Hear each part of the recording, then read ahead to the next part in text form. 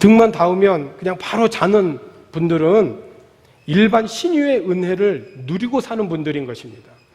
이 일반 신유의 은혜를 평소에는 잘 느끼지를 못해요. 그런데 사고가 나서 발을 제대로 사용하지 못한다든지 손을 제대로 사용하지 못하면 너무 불편하죠. 그래서 그때 느끼게 됩니다. 평소에 손과 발을 자유롭게 사용할 수 있다는 것이 얼마나 큰 은혜인가. 그래서 우리가 늘 하나님의 일상적인 삶 가운데에서 병도 얻지 않고 건강하게 지내는 이 일반 신유의 은혜가 참 얼마나 귀한 은혜인가. 몇 년 전 제가 다리 수술을 한 적이 있었습니다. 한 번도 제가 목발이라고 하는 것을 사용해 본 적이 없었거든요. 너무 낯설은 거예요. 이것을 목발을 짚고 차를 타야 된다니까 너무 불편한 겁니다. 물론 당연히 운전도 할 수 없고요. 다리를 다쳐서 기부스를 했기 때문에 한여름에 샤워를 하려고 해도 샤워를 마음대로 할 수가 없는 거예요. 더구나 이제 목발을 짚고 다녀야 했기 때문에 설교를 하는 목회자로서 서서 설교를 할 수가 없는 거예요. 그래서 테이블을 놓고 앉아서 설교를 했었습니다. 그런 경험이 있어서인지 이렇게 서서 설교를 한다는 것이 얼마나 큰 하나님의 은혜인가를 아주 몸소 체험했죠. 새벽에 일어나기 힘들어도 그때를 생각하면 한 번 일어나려면 3분, 4분, 5분이 걸렸거든요. 그 다리를 옆으로 비껴서 이렇게 일어나서 딱 쓰려면 너무나 힘들었거든요. 그런데 그냥 침대에서 바로 일어나서 내 발로 서서 옷을 입고 새벽 기도를 갈 수 있는 이런 건강을 주신 것이 얼마나 큰 은혜였는지 다쳐보니까 알겠더라고요. 내가 앞을 볼 수 있고 걸을 수 있고 무거운 물건이라 할지라도 내가 들 수 있고 차를 운전할 수 있고 내 발로 차를 탈 수 있고 또 샤워도 할 수 있고 이렇게 평소에 하나님께서 인도하시고 보호하여 주셔서 건강하게 지내는 것, 이게 일반 신유의 은혜인데 이렇게 하나님이 건강을 주실 때 우리가 어떻게 살아야 되겠습니까? 범사에 감사함으로 주님이 부르시는 모든 삶의 현장에서 감사함으로 봉사하는 것입니다. 그것이 행복한 삶이에요. 그런데 우리들이 항상 건강하게만 사는 것이 아니잖아요. 때로는 원치 않는 질병에 걸릴 때도 있고 이 병이 불치의 병으로 의학적으로는 치료가 불가능할 때도 있다는 거예요. 그래서 특별신유라고 하는 것은 내가 이런 병이 들었을 때 하나님께 기도함으로 낫는 것을 특별신유라고 하는 것입니다. 생각해 볼 것은 왜 우리에게 이런 인간들에게 질병이 있는가 하는 것입니다. 여기에는 몇 가지 배경과 원인이 있습니다. 첫째는 인간은 본래 하나님으로부터 온 존재이고 영적인 존재입니다. 그러므로 영적 존재인 사람이 하나님의 말씀에 불순종하게 되면 그 불순종으로 인하여서 이 영혼이 머물러 있는 이 육체에 이상이 생기는 겁니다. 소위 질병이 생기는 거죠. 출애굽기 15장에 있는 말씀을 보면 모세가 이스라엘 백성과 함께 홍해를 건넜습니다. 엄청난 구원이죠. 정말 기적입니다. 그래서 홍해를 건너고 나서 뒤를 돌아보니까 얼마나 큰 은혜였는지 자기를 붙잡으려고 오고 있는 바로의 군대들이 다 물에 수장되는 걸 봤어요. 그래서 하나님을 찬양하고 예배하고 구원의 감격으로 충만했습니다. 그런데 그 홍해를 건너고 수르라고 하는 광야를 들어가서 사흘 길을 걸었는데 물을 얻지 못하게 되었어요. 그나마 물을 발견하긴 했는데 그 물이 너무 써서 마실 수가 없었다는 거죠. 그래서 백성들이 모세를 원망하게 되었습니다. 이때 모세는 하나님께 부르짖었고 하나님께서는 그 물을 달게 만드셔서 그 물을 모든 백성들이 마실 수 있게 하셨습니다.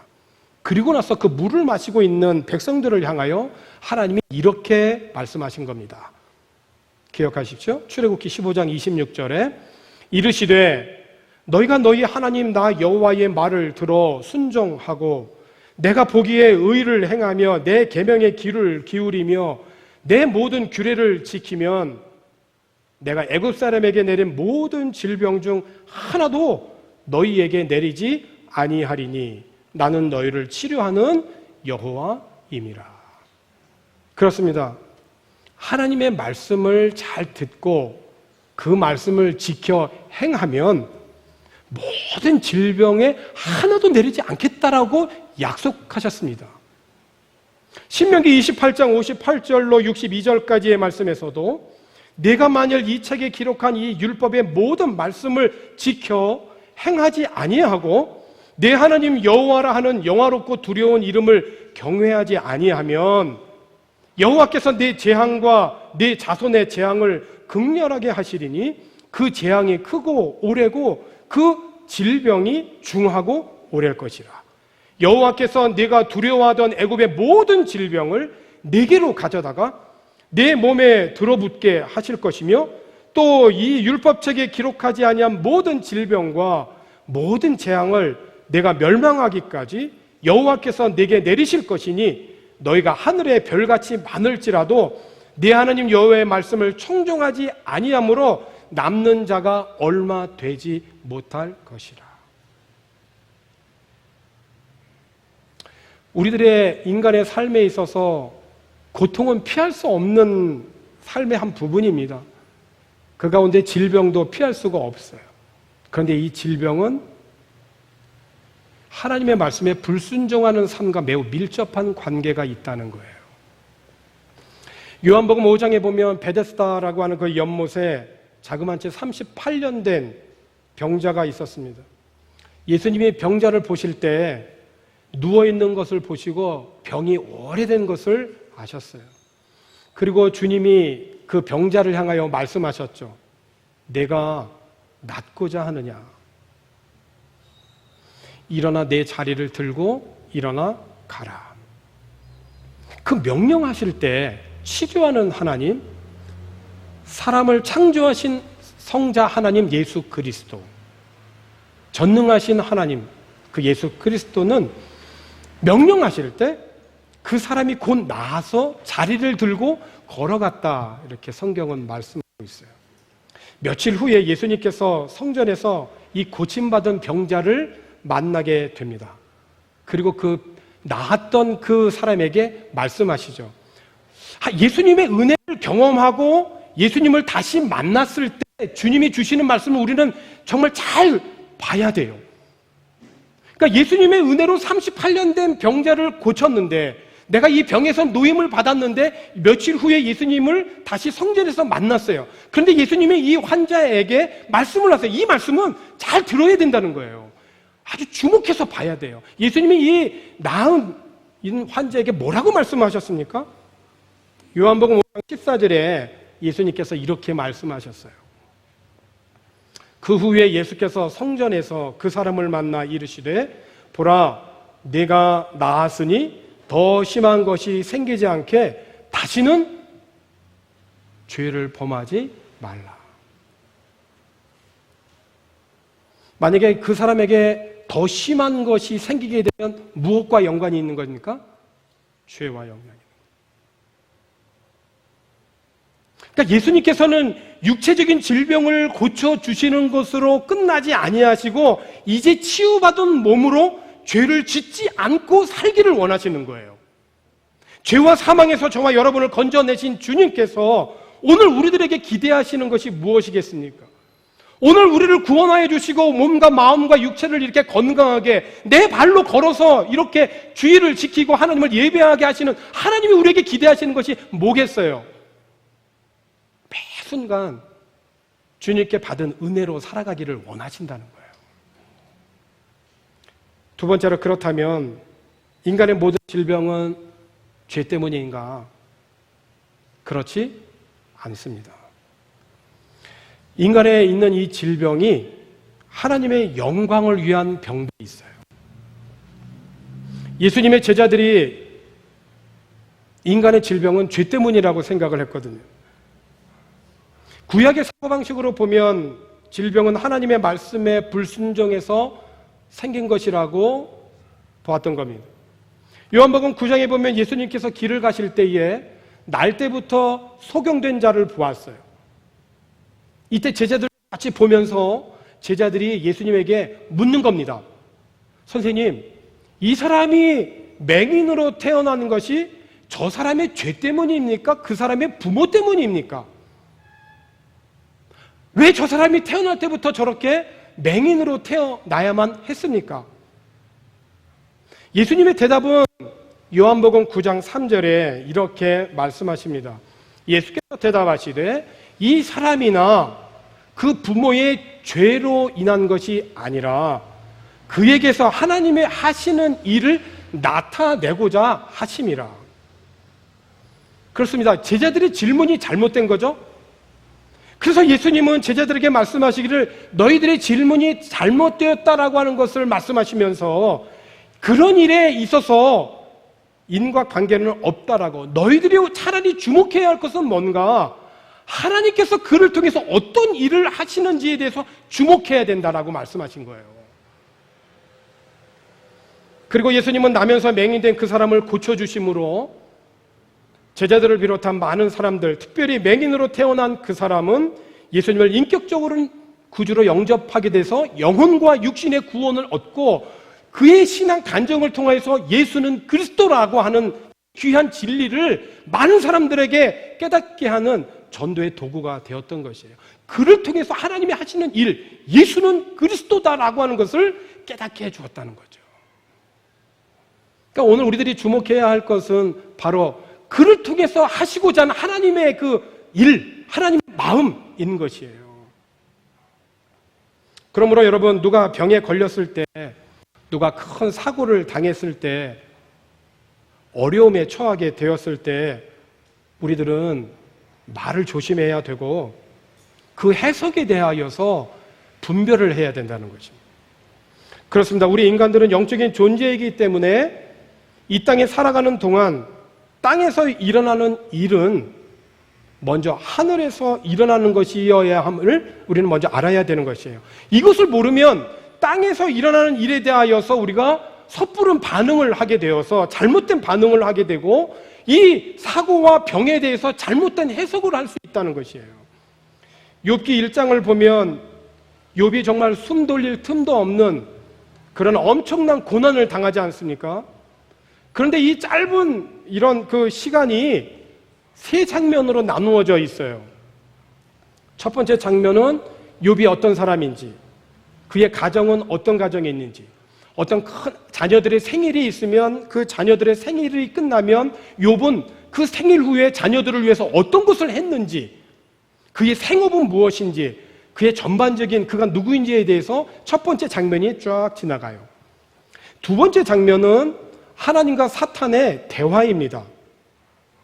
욥의 믿음에 대해서 하나님과 사탄이 대화를 나눠요. 사탄은 이야기하죠. 하나님께서 그의 삶의 울타리를 늘 안전하게 보호해 주시고 테두리를 쳐주셨기 때문에 저 욥이 하나님을 잘 섬기는 겁니다. 저 테두리를 무너뜨려 보십시오. 저에게 육신의 어떤 질병과 어떤 모든 것들을 한번 허락해 보십시오. 돌아설 겁니다. 라고 사탄이 이야기를 하죠. 욥의 믿음에 대해서 하나님과 사탄이 하늘에서 대화가 이루어져요. 세 번째 장면은 욥에게 임한 엄청난 고난의 실제입니다. 말로 표현할 수가 없어요. 그런데 우리들이 여기서 좀 생각해 봐야 할 것은 첫 번째와 세 번째 장면, 욥의 가정과 사업, 그리고 그의 실제적인 고난은 다 땅에서 일어난 일이잖아요. 그런데 두 번째 장면은 어디서 일어난 겁니까? 욥의 믿음에 대한 하나님과 사탄의 대화는 땅이 아닌 하늘이에요. 다시 말하면 하늘에서 일어난 일을 우리가 알지 못하면 땅에서 일어난 일에 대하여서 우리가 잘못 반응할 수 있고 잘못 정죄하고 잘못 판단할 수 있다는 거예요. 그러므로 우리들의 모든 삶에 해석이 안 되고 이해가 안 될 때에도 이 모든 일에 하나님의 선한 뜻과 섭리가 있음을 믿고 끝까지 하나님을 사랑함으로 범사에 감사함으로 하나님과의 바른 믿음을 지켜가기를 바라고 사탄에게 지지 아니하고 우리의 믿음을 바르게 지켜갈 수 있는 저와 여러분 되어지기를 소망합니다. 야고보서 5장 13절에 있는 말씀을 보면 너희 중에 고난당하는 자가 있느냐? 그는 기도할 것이요. 즐거워하는 자가 있느냐? 그는 찬송할지라 말씀하고 있습니다. 그러니까 그리스도인은 고난의 때이든지 기쁨의 때이든지 항상 하나님께 반응하면서 살아가야 되는데 그 하나님의 앞에 선한 반응은 뭐냐? 기도하고 찬양하는 것입니다. 이것이 믿음의 삶입니다. 인생이 언제나 고난과 기쁨이 병행되듯이 그리스도인의 삶에는 언제나 기도와 찬양이 흘러 넘쳐야 되는 것이죠. 특별히 병든 자가 있을 때는 어떻게 하라고 말씀합니까? 14절서부터 있는 오늘 본문의 말씀을 보면 너희 중에 병든 자가 있느냐? 그는 교회의 장로들을 청할 것이요 그들은 주의 이름으로 기름을 바르며 그를 위하여 기도할지니라. 계속해서 믿음의 기도는 병든 자를 구원하리니 주께서 그를 일으키시리라. 아멘. 혹시 죄를 범하였을지라도 사하심을 받으리라. 이어지는 말씀에 그러므로 너희 죄를 서로 고백하며 병이 낫기를 위하여 서로 기도하라. 의인의 간구는 역사하는 힘이 큼이니라. 의인이 누굽니까? 누가 하나님께서 죄 많은 우리 인간들을 향하여 의롭다고 하셔서 누가 의인이라고 말씀합니까? 예수 그리스도의 보혈로 말미암아 예수 그리스도를 내 마음의 구주로 영접하고 예수 그리스도로 믿음으로 말미암아 거듭나고 성결의 은혜를 체험한 그 사람, 그 사람을 하나님께서는 예수 그리스도를 보시고 그 보혈의 능력을 의지하는 그 사람, 그 믿음을 보시고 그 사람은 의인이라 말씀하는 거예요. 하나님과 바른 관계를 맺고 있는, 믿음의 관계를 맺고 있는 그 사람을 하나님은 의인이라, 의롭다 이렇게 말씀해 주시는 거예요. 그런 예수 그리스도의 보혈의 능력을 믿고 하나님 앞에 기도하는 그 믿음의 기도는 병든 자를 구원하여 주신다, 약속하여 주신 거예요. 질병 가운데 있을 때 교회 공동체의 영적인 지도자들과 함께 기도하는 것이 참 중요하죠. 우리의 질병이 어떤 경우에는 죄와 관련되어 있기 때문에 영적인 지도자들이 하나님의 지혜로 잘 분별하여 먼저 죄를 고백하고 용서를 받아야 되는 것입니다. 그러므로 병고침을 위해 기도할 때는 그가 하나님 앞에서 영적으로나 육적으로 더욱더 온전한 사람이 되도록 기도하는 데에 초점을 맞춰야 되는 것입니다. 엘리야도 우리처럼 참으로 연약한 사람이었지 않습니까? 자기가 죽을 것만 같으니까 그런 큰 능력을 베풀고도 자기의 안위를 위해서 도망간 사람이 엘리야입니다. 그런 엘리야도 하나님의 약속을 믿고 간절히 기도했을 때에 비가 오는 것을 비가 오기를 위하여 기도했을 때 비가 내리는 참 놀라운 역사를 체험하지 않습니까? 다시 말하면 누가 기도하느냐가 중요한 것이 아니라 어떤 태도로 기도하느냐. 믿음의 기도는 병든 자를 구원하리니 어떤 태도와 마음을 가지고 기도하느냐, 이것이 중요하다는 거죠. 사랑하는 성도 여러분, 예수님이 우리의 구원을 위해서 영원한 생명을 주시기 위해서 이 땅에 오셨습니다.